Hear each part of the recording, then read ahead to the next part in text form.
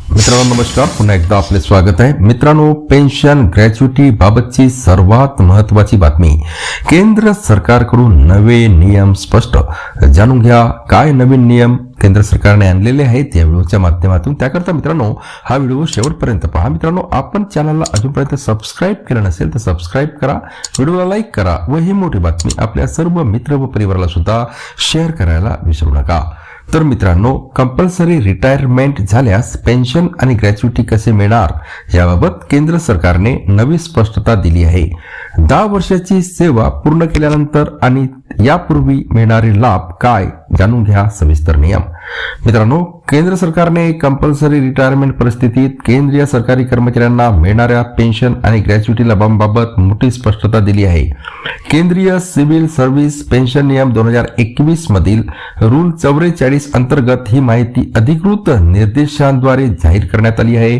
सरकारच्या म्हणण्यानुसार या लाभांचे स्वरूप आणि रक्कम कर्मचाऱ्यांच्या एकूण सेवा काळावर आणि सक्षम प्राधिकाऱ्यांच्या मंजुरीवर अवलंबून असणार आहे.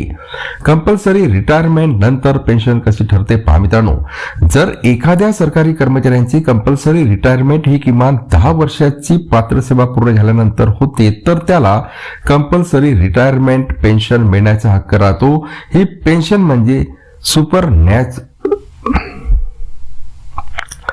सुपर ॲन्युएशन पेन्शनचा एक हिस्सा असून त्याचे प्रमाण सक्षम प्राधिकाऱ्याद्वारे निश्चित केले जाते.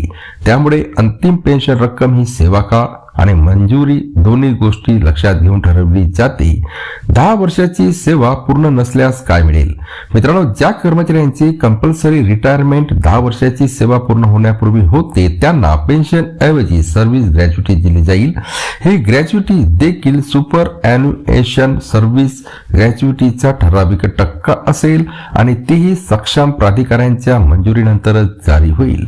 सरकारने स्पष्ट केले आहे की दोन्ही परिस्थितीत अंतिम निर्णय अधिकार संबंधित प्राधिकाऱ्यांकडे असेल. मंत्रालय आणि विभागांसाठी सूचना. मित्रांनो, केंद्र सरकारने सर्व मंत्रालय आणि विभागांना आदेश दिले आहे की हे नियम प्रत्येक कर्मचाऱ्यांपर्यंत स्पष्टपणे पोहोचवावेत. विशेषतः 10 वर्षाच्या सेवेच्या आसपास असलेल्या कर्मचाऱ्यांनी आपल्या हक्कांबाबत पेन्शन अधिकाऱ्यांशी वेळेवर सल्लामसलत करणे गरजेचे असल्याचे सरकारचे म्हणणे आहे. कर्मचाऱ्यांसाठी याचा अर्थ काय?